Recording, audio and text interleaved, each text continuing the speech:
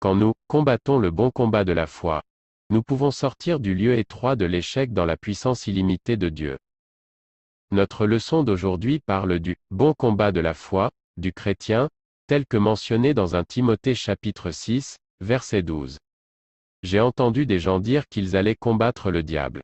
Je ne sais pas pourquoi, parce que, premièrement, il ne serait pas de taille contre lui.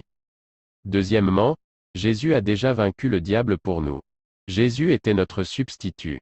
J'ai aussi entendu des gens dire qu'ils allaient combattre le péché. Mais je ne vais pas me battre contre le péché. Je vais prêcher le remède contre le péché. Jésus est le remède au péché. Le seul combat auquel le croyant est appelé à faire est le bon combat de la foi. S'il y a un tel combat, cela implique qu'il doit y avoir des ennemis ou des obstacles à la foi, car s'il n'y avait pas d'ennemis à la foi, il n'y aurait pas de combat.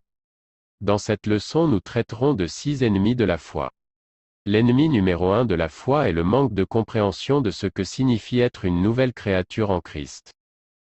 La Bible dit dans 2 Corinthiens chapitre 5, verset 17.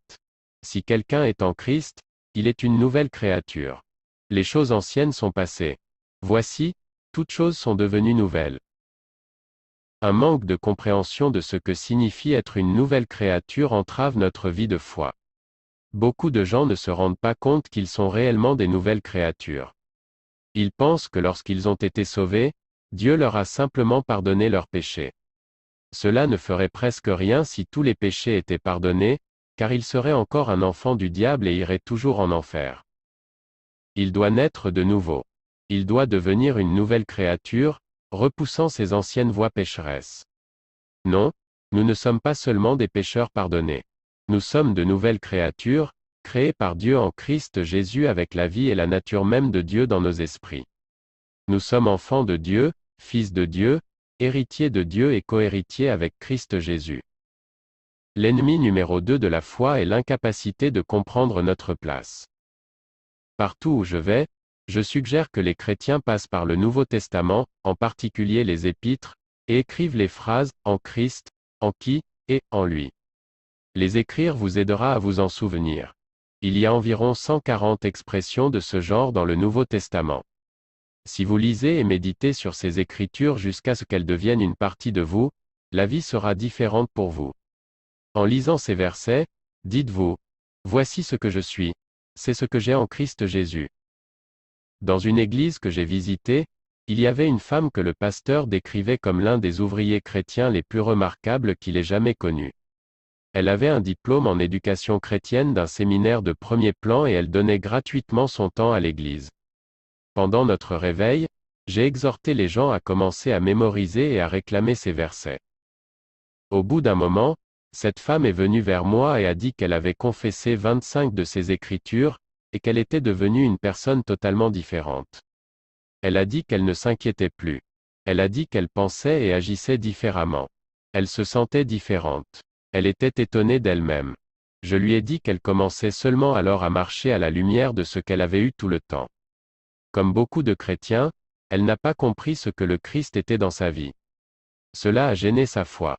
Obtenir cette compréhension l'a guérie de son habitude d'inquiétude. L'ennemi numéro 3 de la foi est le manque de compréhension de la justice.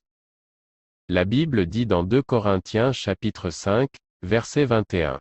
Celui qui n'a point connu le péché, il l'a fait devenir péché pour nous, afin que nous devenions en lui justice de Dieu. Le sang de Jésus nous purifie de tout péché. Par conséquent, par la nouvelle naissance, nous devenons une nouvelle créature juste. Nous savons que Dieu n'a pas fait de nouvelles créatures injustes. Nous sommes créés par Dieu en Christ Jésus, et il a fait de nous de nouvelles créatures justes. Nous sommes fils et filles de Dieu comme si nous n'avions jamais péché. Nous pouvons rester en sa présence sans infériorité, sans aucun sentiment de culpabilité ou de honte. Nous n'avons pas besoin d'être paralysés par la peur. Nous pouvons entrer dans la présence de Dieu parce que cela nous appartient. Quand nous sommes nés de nouveau, nos péchés ont été effacés, parce que notre vie passée a cessé d'exister. Dieu a dit qu'il ne se souviendrait pas de nos transgressions. Et s'il ne se souvient pas d'eux, pourquoi le devrions-nous?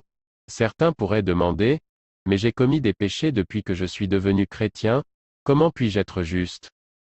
La réponse à cette question se trouve dans 1 Jean chapitre 1, Verset 9. Si nous confessons nos péchés, il est fidèle et juste pour nous pardonner nos péchés et nous purifier de toute iniquité. Quand le croyant qui a péché confesse son péché et demande pardon, le Seigneur fait deux choses. 1. Il lui pardonne. 2. Il le purifie de toute iniquité. Quand nous péchons, nous nous sentons coupables et avons un sentiment d'injustice. Nous nous sentons indignes de venir en présence de Dieu. Mais quand nous confessons nos péchés, il nous pardonne et nous purifie. Nous retrouvons notre juste position avec lui. Si nous sommes purifiés de la non-justice, nous sommes à nouveau justes. L'ennemi numéro 4 de la foi est l'incapacité de comprendre notre droit d'utiliser le nom de Jésus. La Bible dit dans Jean chapitre 16, versets 23 à 24. En ce jour-là, vous ne m'interrogerez plus sur rien. En vérité, je vous le dis, ce que vous demanderez au Père, il vous le donnera en mon nom. Jusqu'à présent vous n'avez rien demandé en mon nom. Demandez, et vous recevrez, afin que votre joie soit parfaite. Lorsque nous nous rendons pleinement compte de la puissance du nom de Jésus, quand nous comprenons ce que ce nom fera, nous pouvons vaincre Satan et jouir de la victoire. Dans le chapitre 16 de Marc, Jésus dit à ses disciples, « Allez dans le monde entier et prêchez l'évangile à toute créature, celui qui croira et sera baptisé sera sauvé, mais celui qui ne croira pas ne sera pas sauvé et damné, voici les miracles qui suivront ceux qui croient. Ces signes suivront ceux qui croient à l'évangile, pas seulement l'Église primitive, pas seulement les apôtres, pas seulement les prédicateurs. Tous les croyants peuvent chasser les démons en son nom. Tous les croyants ont autorité sur les mauvais esprits au nom de Jésus. En son nom ils parleront de nouvelles langues. En son nom, ils imposeront les mains aux malades et ils se rétabliront. Le nom de Jésus a autorité et pouvoir aujourd'hui, et ce nom nous appartient. L'ennemi numéro 5 de la foi est de ne pas agir suffisamment sur la parole. Si nous savons que la parole de Dieu est vraie, et que nous agissons comme si elle était vraie, elle devient une partie de nous. La Bible dit, « Confie-toi dans le Seigneur de tout ton cœur et ne t'appuie pas sur ta propre intelligence. » Tout ce qu'il nous faut demander, c'est, que dit la parole de Dieu? Les gens me demandent souvent pourquoi ils ne reçoivent pas de guérison. Ils citent des écritures telles que « Lui-même a pris nos infirmités et a porté nos maladies » et « Lui-même a porté nos péchés dans son propre corps sur le bois, nous qui étions morts au péché. » Ils me disent qu'ils croient ces écritures. Puis je leur demande « Mais avez-vous déjà agi comme si ces écritures sont vraies ?» Quand il était dans la quarantaine, Pasteur Simpson, un ministre presbytérien qui fonda plus tard l'Alliance chrétienne et missionnaire, fut informé qu'il mourait d'une maladie cardiaque et n'avait plus que quelques mois à vivre. Il prit des vacances à Old Orchard Beach, dans le Maine, où il pouvait passer du temps à étudier la parole de Dieu sur le sujet de la guérison divine, un sujet qui avait gagné son intérêt. Simpson a solennellement promis à Dieu qu'il prendrait Jésus comme son guérisseur, et qu'il prêcherait et pratiquerait la guérison de la même manière que Dieu lui avait demandé. 2 jours plus tard, Simpson a été invité à parler à un service. Il a témoigné au sujet de Jésus et de sa fidélité pour guérir et a partagé qu'il avait juste pris Jésus comme son guérisseur. Le lendemain, il avait été invité à faire de l'escalade. Sa première réaction était qu'il ne pouvait pas partir à cause de son problème cardiaque. Puis il se souvint qu'il avait déclaré sa guérison, alors il accepta l'invitation. Jusqu'à ce moment, il n'avait pas senti sa guérison, il venait de le déclarer. Il a lutté tout le long de la montagne. Chaque fois qu'il se détachait des Écritures, il éprouvait de la faiblesse, de la douleur et de la peur. Mais alors qu'il surmontait ses sentiments et réclamait sa guérison, les symptômes disparaissaient. Il a mené cette bataille jusqu'au sommet de la montagne, et est reparti victorieux.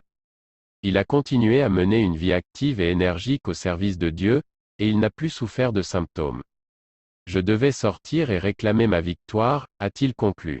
La vraie foi est le produit de la connaissance de la parole de Dieu. Simpson a agi sur la parole et a obtenu une vraie foi.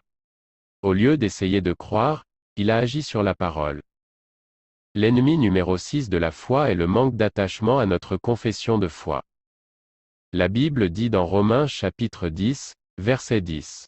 Car c'est en croyant du cœur qu'on parvient à la justice, et c'est en confessant de la bouche qu'on parvient au salut, selon ce que dit l'Écriture. La Bible dit dans Marc chapitre 11, versets 23 à 24. Je vous le dis en vérité, si quelqu'un dit à cette montagne, ôte-toi de là et jette-toi dans la mer, et s'il ne doute point en son cœur, mais croit que ce qu'il dit arrive, il le verra s'accomplir. C'est pourquoi je vous dis, tout ce que vous demanderez en priant, croyez que vous l'avez reçu, et vous le verrez s'accomplir. Un jour, un jeune ministre de Saint-Louis m'a dit, j'ai 32 ans.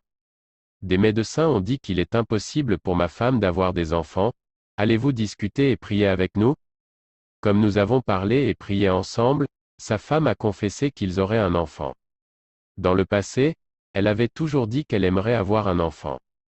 Maintenant, elle disait qu'ils auraient un enfant. 12 mois plus tard, j'ai reçu une lettre annonçant qu'ils avaient eu une petite fille. Tout ce dont ils avaient besoin était d'agir sur la parole.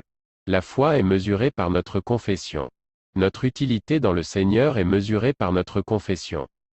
Finalement, nous devenons ce que nous confessons, que ce soit en bien ou en mal. Il y a une confession de nos cœurs et une confession de nos lèvres, et quand ces deux s'harmonisent, nous devenons puissants dans notre vie de prière. La raison pour laquelle tant de chrétiens sont vaincus est parce qu'ils ont une confession négative. Ils parlent toujours de leurs faiblesses et de leurs échecs, et invariablement ils tombent à cause de leur confession. Il y a une loi scripturaire que j'ai découverte de la bouche de Jésus dans Marc chapitre 11, versets 23 à 24, qui est citée ci-dessus. C'est la chose que nous confessons qui nous gouverne. Nous sommes ce que nous disons. La femme à la perte de sang, dont nous trouvons l'histoire dans Marc chapitre 5, versets 25 à 34, a dit, « Si je peux toucher seulement ses vêtements, je serai guéri. » Jésus a dit, « Ma fille, ta foi t'a guérie, va en paix et sois guérie de ta plaie. » Ce qu'elle a dit était sa foi qui parlait, et ce qu'elle a dit est arrivé. Quand nous combattons, le bon combat de la foi, comme nous le rappelle l'apôtre Paul, nous pouvons sortir du lieu étroit de l'échec et de la faiblesse dans lequel nous vivons et manifester la puissance illimitée de Dieu.